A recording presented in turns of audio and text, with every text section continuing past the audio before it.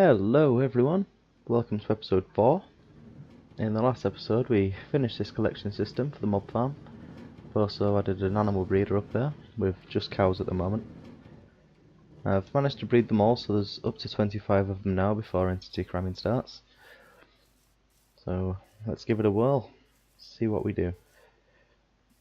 In theory we're going to get about 12 babies out of this one, but that's every 5 minutes, that's pretty cool.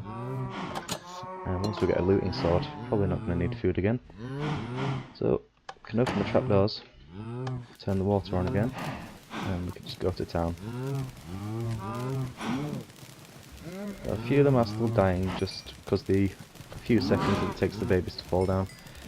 But we're still going to have 20, 21 or so. And it's practically unlimited food.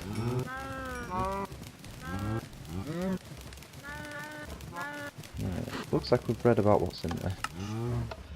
Now you can see some babies at the bottom, and it's looking really well. No. Right, anyway, let's get on to what we'll be doing in this episode. I've organised some of the chests that I had just piled up there, just to show that I've got redstone things. These are my precious items and tools. I've got just random blocks at the moment. That's completely random items. It's going to be my food and mob drops area. Wood and stuff, which I'm going to include as half slabs and glass and whatnot. And then just cobblestone and dirt from what I've been collecting. These few chests here are what I've been getting from the mob farm. After a couple of AFK sessions, I've got quite a lot of arrows and zombie flesh. Lots of gunpowder and string, and the bones I've turned into bone meal, which I've then converted into bone blocks so it can store a lot more, and that's looking very impressive. A few random items here that I've got from witches, I'm guessing, and that's about it. But I'm going to make a system now so we can jump down here and it's going to automatically change which floor we go to. So the plan is pull a lever, and then I'll have a piston with a block sticking out, and then I'll also have a dispenser just above it to put some water to soften my landing. And then if I unflick the lever, it'll turn that off and it'll allow me to get to the next place. I think that's going to be a pretty cool idea. So the floor underneath here is going to be the official storage room. Obviously I've got my starter house, so it's not going to be the most grand thing you've ever seen, but it'll definitely be good for episode 4. So I'm going to make some progress. See you in a few minutes. Hello. I've been playing around in a creative world, just trying to get a system together. This is to replicate what my base currently looks like. So you got your bubble column, the ladder, and that's the drop down to take you to the mine shaft. Now though, I've added a couple of buttons here so I can decide which floor I'm wanting to go to. So first floor, storage for example. Press that, jump down, water's gone there, got a little floor to land on underneath, disappears after a few seconds. This is your room. Obviously mine looks beautiful right now. Let's jump back up and ready to go again. So let's press say smelter. That'll take me to the floor slightly lower down. Works exactly the same way. It's infinitely expandable. Well, until you get to the bottom of that is. But I think it's a pretty good system. Well, these are the redstoney parts to the back of it. So just going from the buttons, you've got just toggled these just so the buttons don't interfere with each other, and you can have them next to there. This will like mess with that, and that'll send the signal, goes through the pulse extender, which will just keep those open and fired for a while. Close it again, like that. Now, so I've got the signal going through here. That's just where the observer's stopping. That's just going to make it a big enough signal to start the link. It'll then push out to there, full signal strength. That'll push out the piston for a while, and that'll have that flipped open for a while, in which case the observer will set a bucket out of this dispenser. And then once it closes, after a few more seconds, it'll take the bucket back into the dispenser.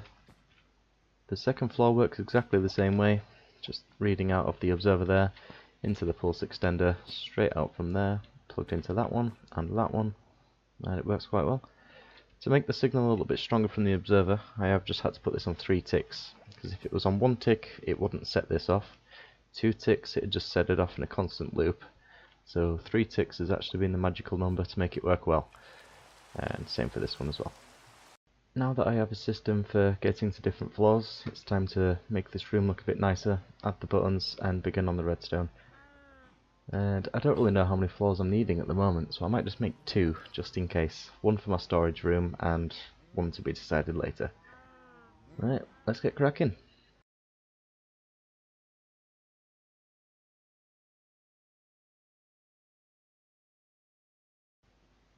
Hello. So I've made this wall just a little bit nicer to see what it'll look like.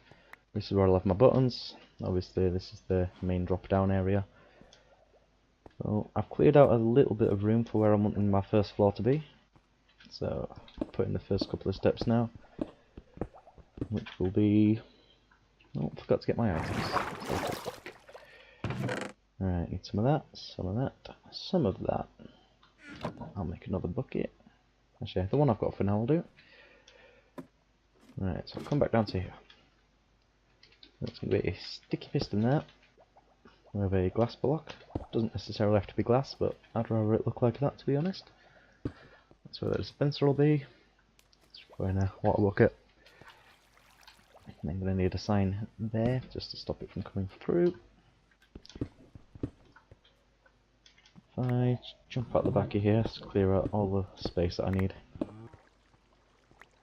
Right, I've cleared out a little bit of room. That's where the buttons are linking to. So I think it was... I'll go by 3 blocks. I just need to make a little bit of space. I think the first observer is going to be... that's going to start on this block here.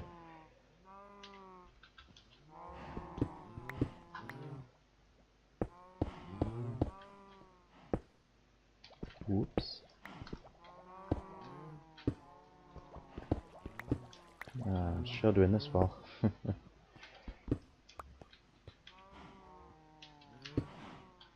Right, so that's where the first little strip's going.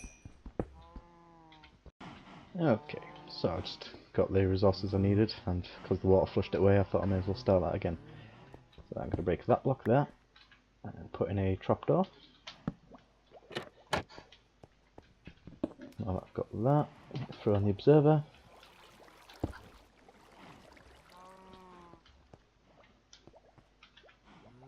I just need to put out some signal from here. That was the repeater to 3 ticks. Gonna push it into that block. A piece of redstone dust. A couple of comparators facing each other way. One more repeater there. Add the signal on. I just need to climb up to the top for a second.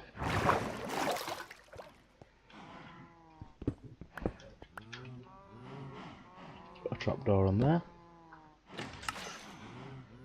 Just heard that dispensing, so that's perfect. Couple of bits on here. Let's see if it works.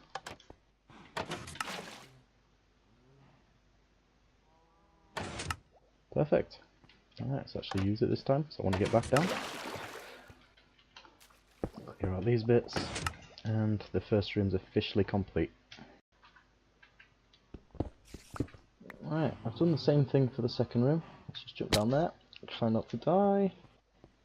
I've got the 3 ticks there, into the pulse extender, have that, fine, into that one, which also worked perfectly. At the moment, I'm not going to need any more than 2 floors. I can just add them on as I'm extending the base. The only issue I've come across is because there's so many observers in this second one, it takes quite a lot longer to come out. So as long as I press the button and wait a few seconds, then I'm good to go. Because the first attempt I did, I fell straight down and then the roof came up behind me. I'm going to tidy up these areas a little bit and make a small storage room for now and show you the progress. So a fair bit of time has passed. I've just cleared out all the chests from this room, just like put a few essential things Here's my buttons, etc. Everything for the elevator. And I've just gone for a very simple design. I don't really like the way that this works, but I wanted it to match the other rooms because I've got these walls of walls of signs here. So I've tried to match it on even the top floor. So I've got the buttons here to work. I've very much just thrown everything in at random. I will organise it in the next episode, I believe. But I think this is going to work quite well. I've put that there just to make it seem like this is where the wall should be. I've had to move the doors, which is why the path's moved a little bit. As soon as that turns to grass, I can make it look a little bit nicer again. As far as I'm concerned, we're finished with this one. Ow! That's that patience I was talking about. As long as I wait a couple of seconds, then I'm good to go. Let's go see how these cows are doing. They've been here for a very long time. And grown up, as I expected. So I'll just get rid of a few of these withers now.